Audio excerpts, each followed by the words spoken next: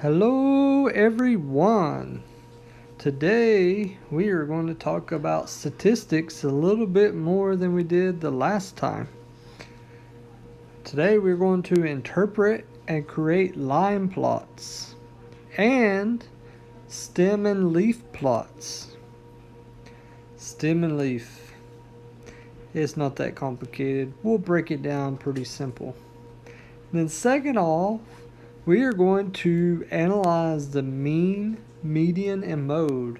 And that's why we wanted to refresh ourselves last time. If you missed the last video, you can see how to calculate the mean, median, and mode. All right, so let's go ahead and dive on in. Let's look at some examples. Alright, we want to draw a line plot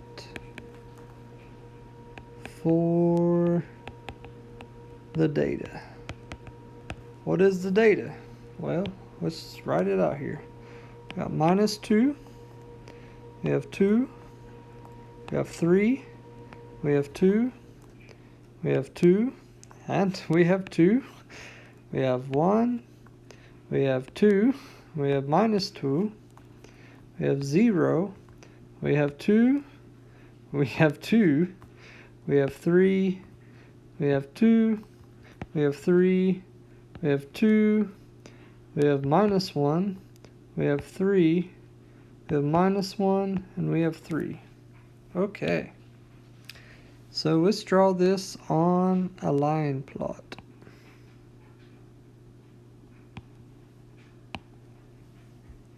And let's put 0 here in the middle. And we got 1, we have 2, we have 3, we have -1, we have -2, we have -3. Okay. So this covers this total range. We don't have any number, actually, we don't have a -3, so we don't even need that. The lowest number we have is a -2, and the largest number we have is a +3. Oops. Okay. That's here and here. And here. We got a -2 over here also. Okay, so what we're going to do is we want to, so this is a line plot of the data. Okay, we have a -2, we have a -1, we have a 0, we have a 1, 2, and a 3. Okay, now we want to find out which number occurs most frequently, and that's called the frequency. So let's see how many -2s we have here. Let's see here. Here's 1. Here's 1. Okay. So there's 2 of those. Alright, how many -1s do we have? Here's 1. Here's 1. Alright. Alright, 0. Here's 1. Okay. 1. We got 1. Okay. 1, 1. Alright, 2. We know there's a lot of those. We got 1, 2, 3, 4, 5, 6, 7, 8, 9. Whoa, 9. 1, 2, 3, 4, 5, 6, 7, 8, 9. Ooh, that's a lot of excess. Alright, 3. 1, 2, 3, 4, 5. 1, 2, 3, 4, 5. Okay, so which one has the highest frequency? That would be 2. 2 would have the highest frequency because there's 9 of these. The next highest we have is 3, which has 5. Which number has the least frequency? Well, there's actually 2 of them. We have 0 and 1. They each have 1 frequency. Okay. And those are a lot of X's. And I don't know if they're from Texas. If you get that joke, you're pretty old. All right, let's look at another example. We want to use the data set 1 to create a stem and leaf plot. Alright, so what is data set 1? It's these numbers here: 34, 69, 32, 35, 21, 39, 39, 24, 49. Alright, so this is data set 1. Alright, so let's draw a stem and leaf plot. Alright, so what we're going to do is, all of these are 2-digit numbers, okay?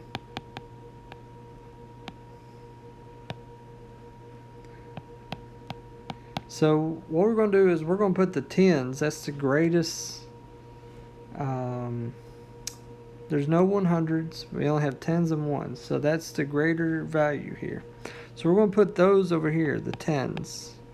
And we're going to put the ones over here on the leaf, okay? So let's start with the smallest value. I think that's 21.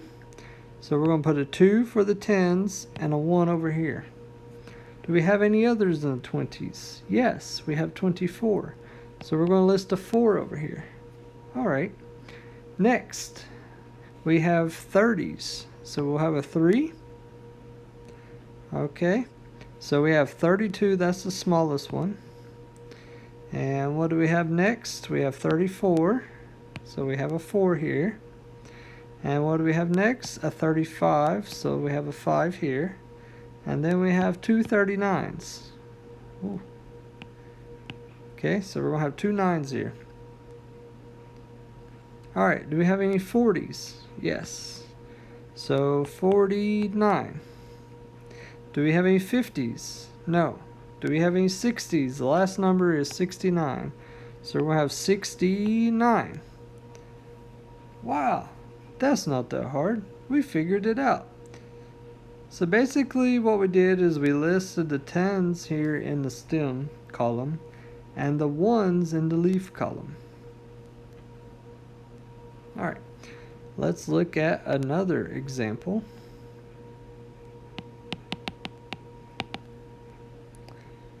We want to make a back to back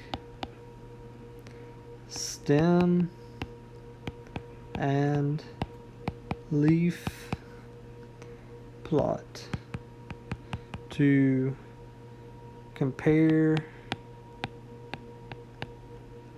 data set 1 and 2. Okay, well, we need to figure out what is data set 2. So let's go ahead and list that. Data set 2. Alright, so we have 13, 76, 54, 72, 68, 86, 85, 12, 51, 79, 51, 72, 67, 55, and 86. Alright, so we're going to go ahead and list data set 1 as well. Again, just so we have it in front of us. Okay? And it was much fewer numbers. 34, 69, 32, 35, 21, 39, 39, 24, 49. Alright, so let's do a back-to-back stem and leaf plot. Okay, so remember we're going to do the 10s for the stem. Okay.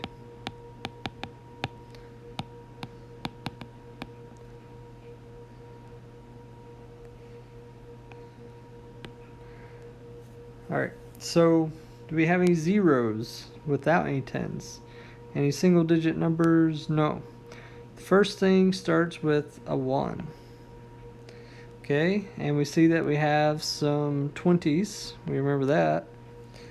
And I see some 30s, and 40s, and 50s, and 60s, and 70s, and 80s. Whoa, we got a lot of 10s placed here.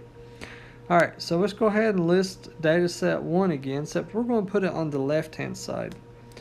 Alright, so we had 21, we had 24, we had 32, we had 34, we had 35, we had 39, and another 39. We had a 49, and we had a 69. Okay? Alright, let's go up here and plot data 2. So we have a 12, we have a 13. Okay, then I think it skips all the way to the 50s. We don't have any 20s, 30s, or 40s in data set 2.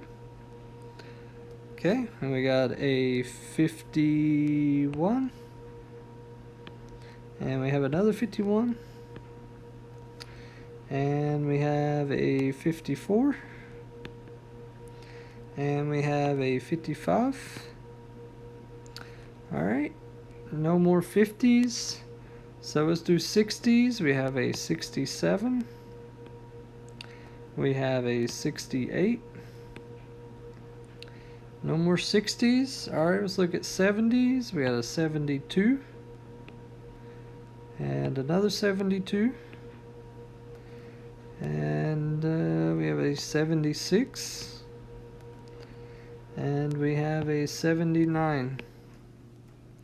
Alright, now we're out of 70s, 80s. We got 3 numbers left. We got 85. And a couple 86s here. 6 and 6. Alright, great. We did it. Good job. So what do we want to know now with this data? We want to know what is the difference in the highest numbers of each set of data.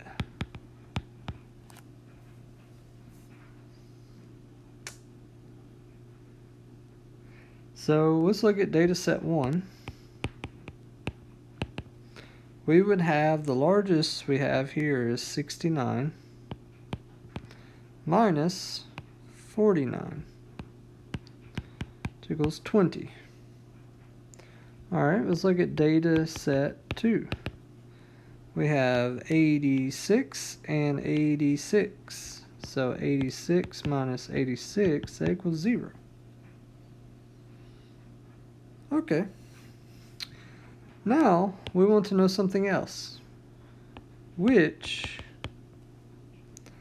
set of data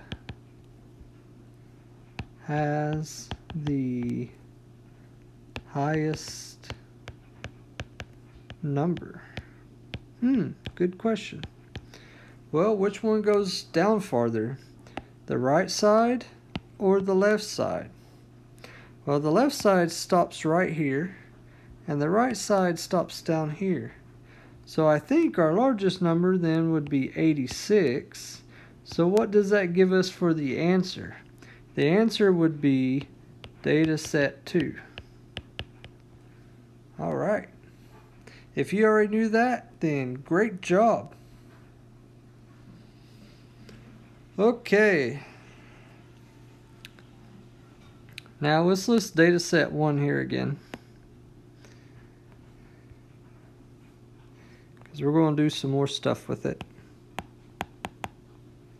And that was a terrible writing there. Data set 1. Alright, let's write them out again. 34, 69, 32, 35, 21, 39, 39, 24, 49. Okay. What do we want to do with this? This is going to be example 4. Wow, we've done a lot of examples today. We want to know what is the mean, median, and mode of data set 1. Okay, so that's part A. Part B, we want to know which measure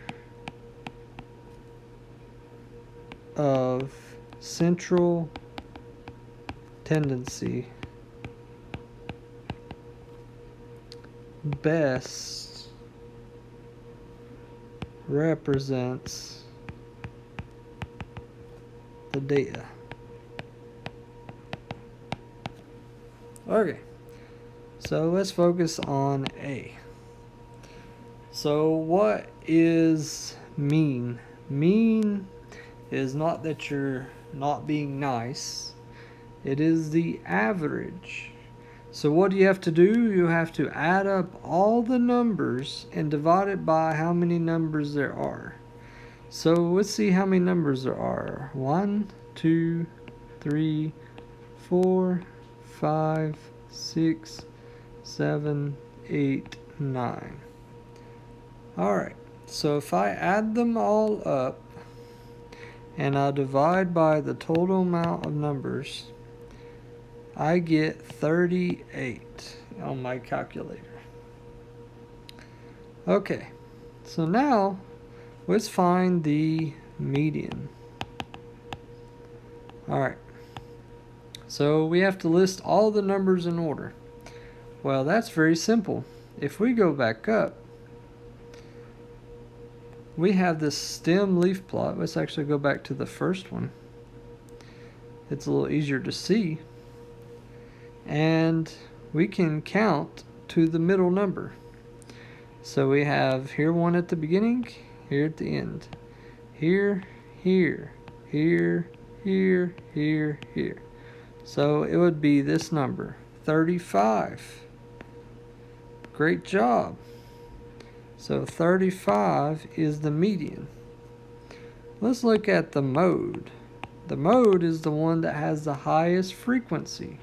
So let's go back up to that same stem leaf plot. And we only have 121, we have 124, we have 132, we have 134, we have 135, we have 2 39s, we have 149, and we have 169. So if we would draw that on the line plot, we would see that there are 2 frequencies for 39. So the mode then would be 39. Great job. Okay, part B. What is a central tendency? Well, what we're really looking at is what is sort of towards the middle. So if we were to look at this data set here, well, let's go back and look at the stem leaf plot. It's such a great visual for what's really happening, right? So we have 4 sets of 10s here, but most of them are in the 30s. Okay, so we know that the average was in the 30s, right? It was 38. And we found that the median was 35, and the mode was 39. So which probably represents the data the best? Well, in the middle of the 30s, you probably have the median. But to be honest, all three are close to the central tendency. They are all in the 30s. So we could probably say all three if we want to. That was a terrible looking 3. 3. Alright. Now let's talk about another point here.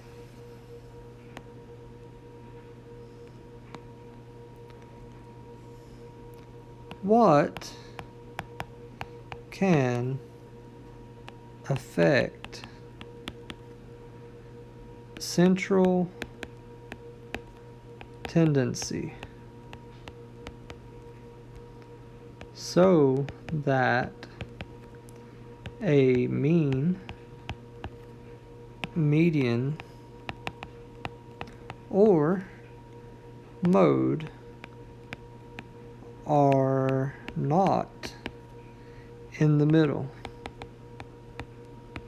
This is a really good question, and I really like this question because we see this a lot in my field.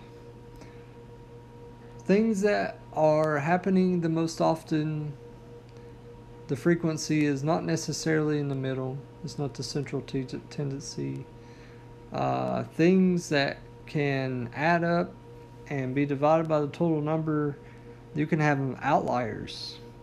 Those are numbers that are not really similar to the other numbers, and it can really throw off your results as well. So let's talk about these. What are 3 things that can throw this off? Okay, so one is extremely, if I can spell, extremely high or low values can affect the mean,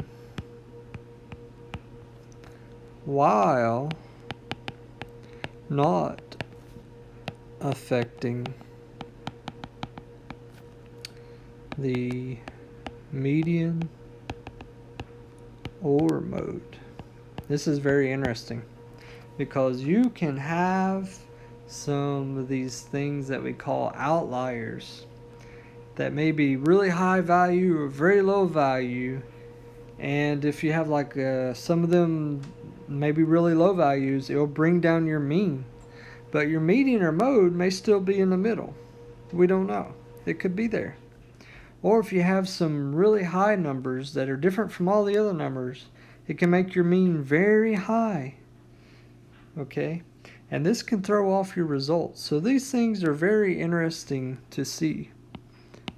Alright, let's talk about a second case here. A value with a high frequency can cause the mode to be misleading. So if you have a whole lot of a number, it may not be in the middle. It could be anywhere. It could be really low, it could be really high, it could be just somewhere else in the middle, not so much near the middle, maybe like a quarter way towards the middle from either the low end or the high end, but not really towards the middle. Let's look at a third example, and that would be if data that is clustered with, let's break out the eraser and try again, with a few values separated from the cluster can cause the median to be too low or too high. Okay, let's read this again. That was a very long sentence. Data that is clustered with a few values separated from the cluster can cause the median to be too low or too high. So maybe you have more than one cluster of numbers, and you have one general cluster of numbers that are towards the average or the middle. But then you have a bunch of, or a few values extra kind of clustered together on one end. Well, then that can cause your results to be a little too low or high. Okay, so let's take a look at butterflies. Okay, butterflies are very, very interesting from an aerodynamic standpoint because they have these scales on their wings that help with the air that moves over their wings not be so turbulent. And this is probably things you don't understand or probably maybe don't want to know, but it's a very interesting thing. And if you ever look at sharks, they also have scales on them, and that's why sharks can swim so fast. But if you want me to explain that, you can always comment, and I can do another video talking about some sharks and butterflies. But let's take a look at a problem here, and we're looking at the wingspan of butterflies. Alright, so we want to know what is the average. What does average mean? I use the word mean. It's the mean, the average wingspan of these butterflies. Okay, and I'm going to give you a line plot here. Okay, and this is in inches. So we got 7.5 inches, we got 8, we got 8.5, we have 9, we have 9.5, we have 10, we have 10.5. All right, and we have 4 that are 7.5 inches. We have 3 that are 8 inches. We have 1 that's 8.5. We have 1 that's 9, and we have 1 that's 10.5. Okay, so this is the wingspan of some butterflies, and we want to know what the average is, right? So what we got to do is we got to take 7.5 times 4 plus 8 times 3 plus 8.5 plus 9 plus 10.5, and we got to divide these by the total number of what we have. Okay, so we got 4, 7, 8, 9, 10. Divide by 10. And so the answer then is 8.2 inches. All right. So that's the average wingspan of these butterflies. Well, we could have did so many more problems, and there's so many good things to do with statistics. This is something that I use quite a bit in my field, and I absolutely love this topic, and I actually cannot wait until we get to the next topic. And I hope that you enjoyed it. If you did, please like. If you haven't already subscribed, please do so. And hopefully we can have many more of these types of videos and expand into even more topics. So I will see you all next time.